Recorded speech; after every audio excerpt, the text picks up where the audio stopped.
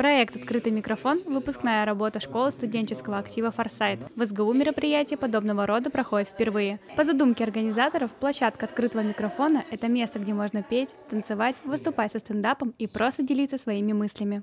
Я ожидаю, что, во-первых, этот проект выйдет на постоянную основу, а во-вторых, что я буду в нем одним из таких ключевых организаторов и участников. Буду постоянно готовить новый материал, буду развиваться сам в плане стендапа и так далее. Творческий вечер начался с игры «Дилеммы», которая помогла участникам познакомиться и раскрепоститься. После ребята отправились на мастер-классы по декоративно-прикладному искусству, актерскому мастерству и танцам. Моя задача в первую очередь привить творческих людей к актерскому мастерству, а во-вторых, это сплотить коллектив, чтобы люди познакомились, чтобы они научились азам актерского мастерства, в первую очередь правильно поставленной речи и грамотно построенным предложением. Новая встреча пройдет на следующей неделе. Присоединиться к открытому микрофону может студент любого института. Более подробная информация в группе проекта во ВКонтакте. Екатерина Черных, Виктория Канева, учебное телевидение СГУ.